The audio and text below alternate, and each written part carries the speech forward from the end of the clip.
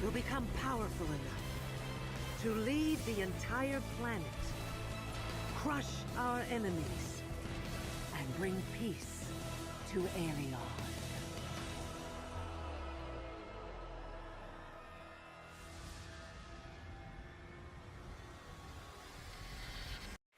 Hi SkyForge, and I'm just going to dedicate this video to I live to game. So this is dedicated to you, bro. Operation Medea. Welcome SkyForge, and I really do hope you like the intro. Now we're going to explain boss 1 in just a moment, but I wanted to give you a few pointers for this dungeons or trials or whatever you'd like to call it, or some sort of raid. Now, getting into a dungeon, especially with a random group like I have here, I do not know any of these players. It's always best to work as a team as best you can. Even though those guys might not be on mic, the best way you can work as a team is to eliminate losing any health. That's one. Secondly, when you first get into the group, always stick around for a few moments, because if people start to leave, it's going to decrease your chance to actually kill the bosses, the trash mob, and actually complete the dungeon, in other words. And thirdly, if you manage to not get any of those other problems, you should have a good group on your hands and you should be able to run the dungeon fine. Now, I'm going to be cutting in and out of all this, and so basically I am going to give you the pointers of all the bosses of Operation Medea, and we should go from there. So I really do hope you like this new conception of what I'm doing here, because as I was shouting out in the start of this intro of the video to I live to game, it was apparently on a live stream that I was watching of his, because he commented on my last SkyForge video and he was having some trouble. So I said, would you like me to do a tutorial guide? So this is the first time I've actually done a tutorial guide, so hopefully you guys like it.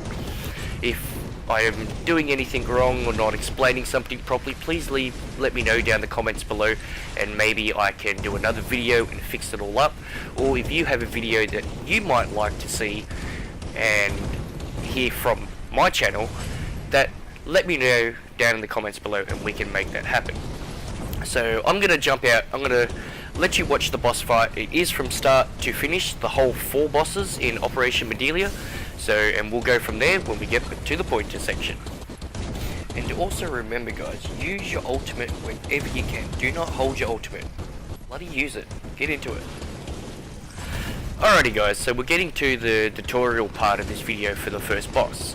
Now, as you could see, especially when you heard me talking before, it's not very hard to stay alive. Now, the pointers for this boss to staying alive is, you see these big round 3 circles that you see on the ground here? Avoid them at all costs. And the second part to the pointer of this video is this little mechanic that actually locks onto you. You want to dodge roll it at all costs. If you're low prestige, it will one-shot you.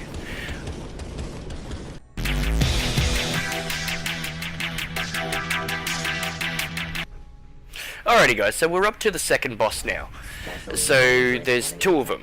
The pointers that I can really guarantee you to be very successful of actually completing this boss is focus on one at a time. If you've got a really good tank, sometimes the tank will actually drag one of these away, and somebody who's a little bit more of a higher level will actually complete it. And as you can see here, the pointer for this is stay out of the red grass. Green is good, red is bad. So that's the best way to put it. And what you do, all the DPS focus on the one boss at a time. You put all your resources together as a group, and when you do that, you burn the boss pretty quickly. Once you've done that, you go to the second boss. They're the pointers to this video, and they will help you guys a lot, because a lot of people just come in here thinking I'm a one-hit wonder and I can do it by myself. Well, if your prestige isn't the right level, you won't be doing it by yourself, so work as a team. Quest complete. Compiling status report.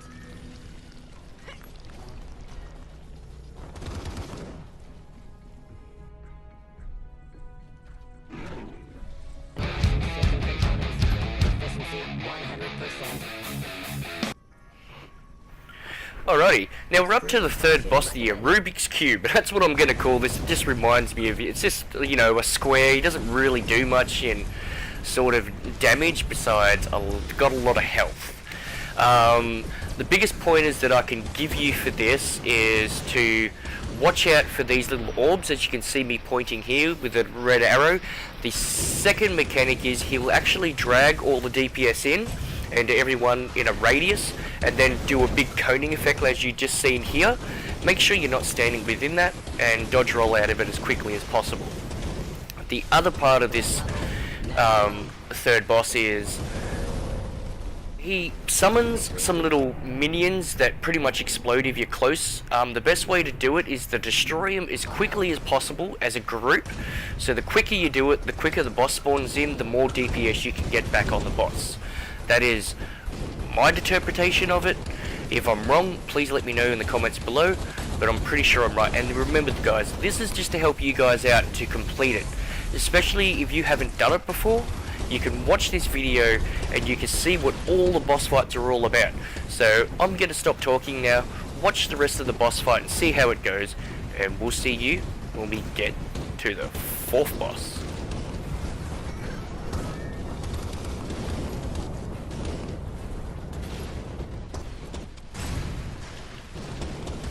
Especially dangerous enemy detected. Dangerous enemy neutralized. Sending victory data to Divine Observatory.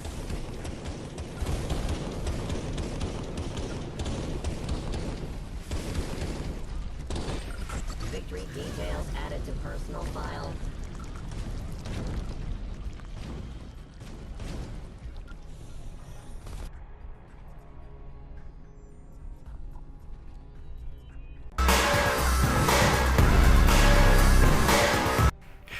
Alrighty guys, so we're up to the fourth boss. It's not hard, like I said before. If you've got a really good tank that knows what they're doing, you won't have to worry about a thing with this guy. But within saying that, hopefully the group that you're with have stuck around. There's a couple of mechanics that if you're not watching, it's going to whittle your health down pretty quickly, and other than that, you're free to do whatever you want with this boss. Now, as you can see here, just in front of me, the green stuff on the ground just spawned. Pretty much stay away from that. As you can see, it's all directed towards the tank, not the DPS. So pretty much stay out of that stuff. There's some little flowers that spawn around him, and I'll show you in a moment in slow-mo. As you can see just here, and I'll blow it up for you, those guys will actually heal him. So say if you've got him down to times 29 and all of those don't get killed, you could have him go right back up to times 40 health again. And these little flowers here, they give a damage and effect over time, so they sort of do their puffer poison and just damage over time, whittles your health down. So just always keep aware. Now the biggest pointer I'll give you for this whole dungeon, as you can see with most of my gameplay of doing this, I'm always moving around. This way I can see what the other team's doing, like my teammates, and I can also get a bigger picture of actually what's going on around me. I'm an ESO player, and when I play ESO, I do the same thing. Watch out for the mechanics.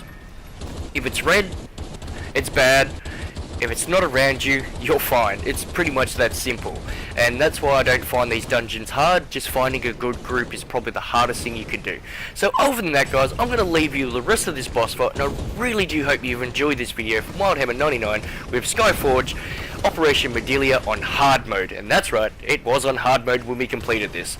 So other than that guys, we'll see you next time with another video with SkyForge from Wildhammer99, and I'll see you next time. Thanks for watching guys.